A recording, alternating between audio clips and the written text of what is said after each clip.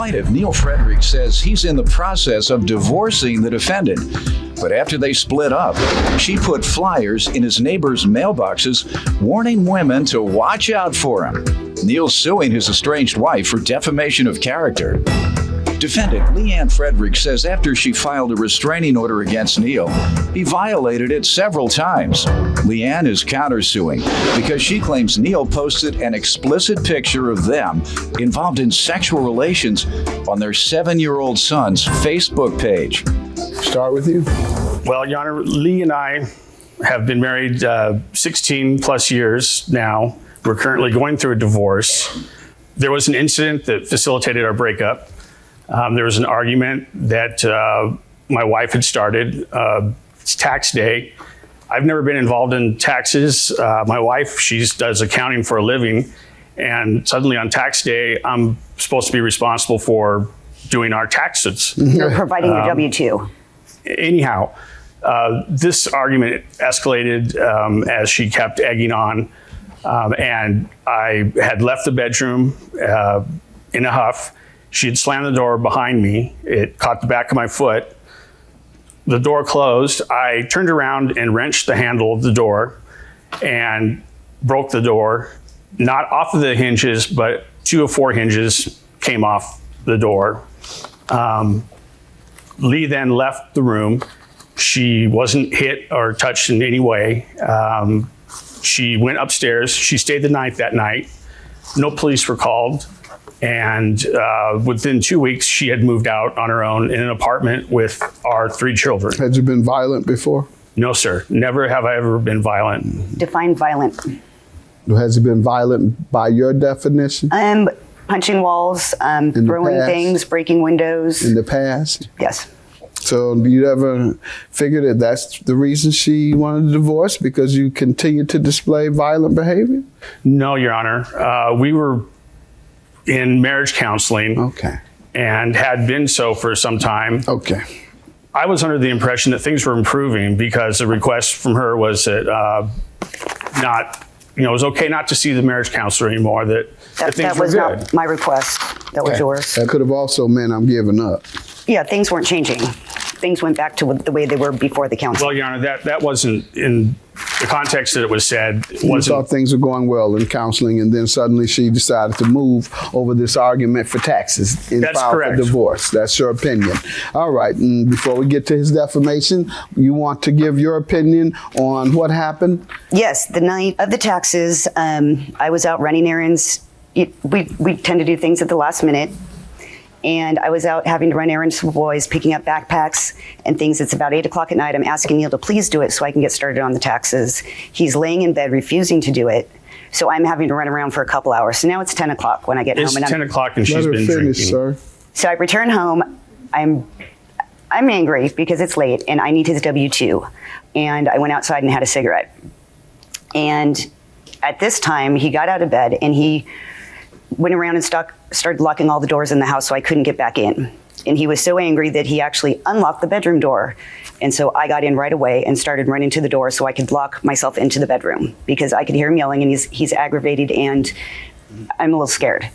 So as I'm running to the door to lock it, I can hear him running towards me saying, "Lee, open the door." And I managed to get it shut and locked before he got there. And then I just heard thump, thump, thump. As he used his body to slam against it, and it came off, I believe, all the hinges because... And that's when you decided you should probably move?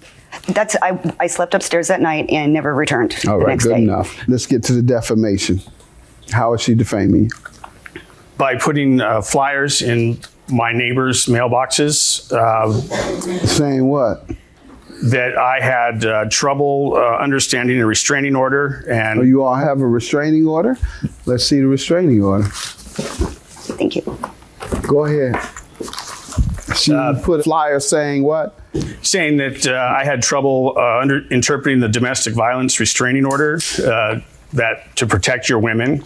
There's a detail of the restraining order number and a picture of myself. Let's see the flyer.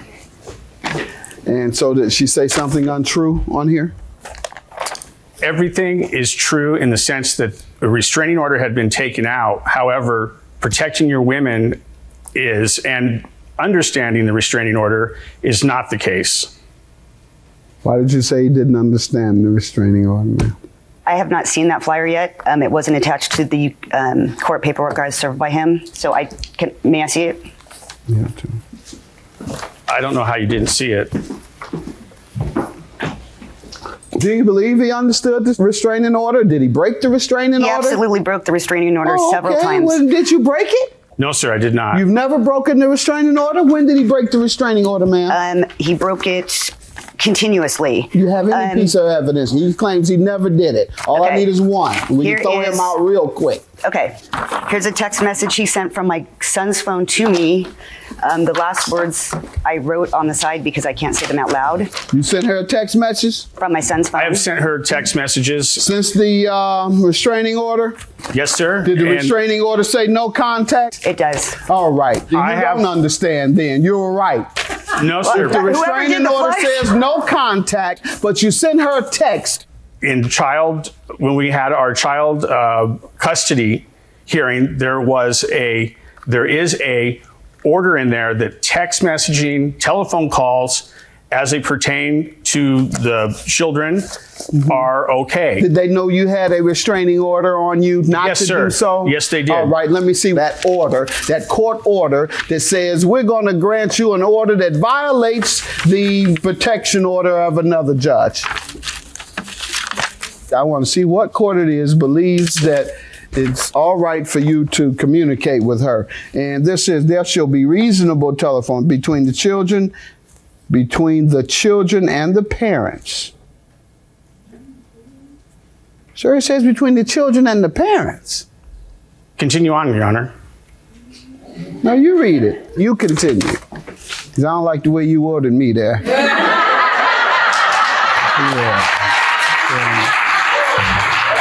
You sent her a text message? I have sent her text messages. Since the restraining order? Yes, sir. Did the restraining order say no contact? It does. All right. You don't understand then. You're right. Plaintiff Neil Fredericks is suing his estranged wife, who claims Neil posted an explicit picture of them involved in sexual relations on their 7-year-old son's Facebook page. You continue. Sir, there shall be reasonable telephone contact between the children and the parents when in the other parent's care. The purpose of the phone calls shall be to communicate with the children. All other business between the parents shall be discussed at another time. All non-emergency and non-time sensitive communications shall be in writing and sent by the U.S. mail, email, text message, or fax. Communications between whom? I didn't hear it where it said the parents can communicate with each other. Only communication I heard in there was communication between child and parent. Read where it says the parents can be in communication. Read that part. The reference. No, the reference. I want to hear when it said it.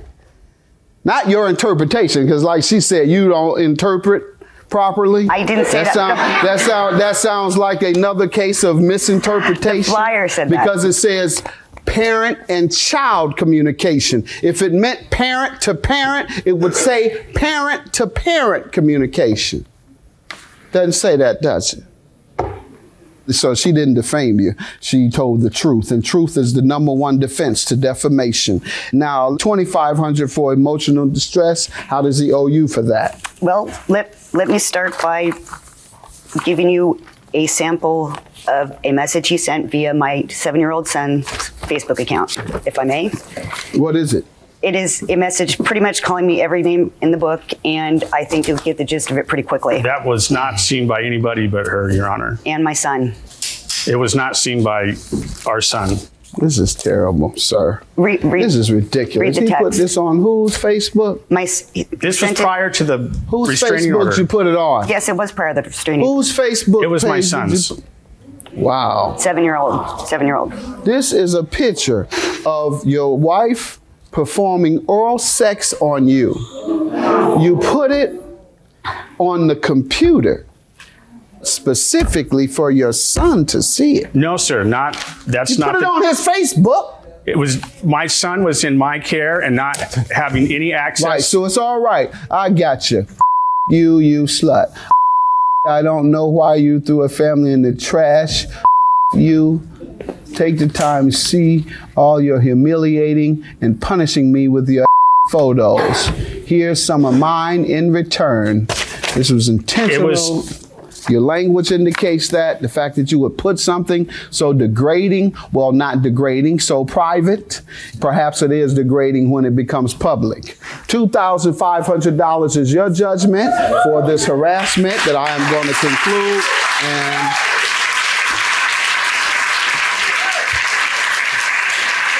And your claim is dismissed. Now, do you understand that ruling? Have a good day. Judgment for the defendant.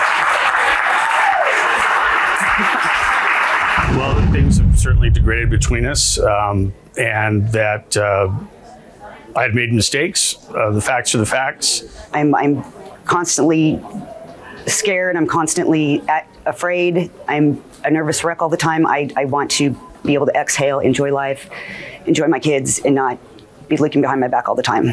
Well, from here on out, the priority is the children and raising them the best that we can. I don't want to talk to him. Please leave me alone. Please, please, please, please, please leave me alone.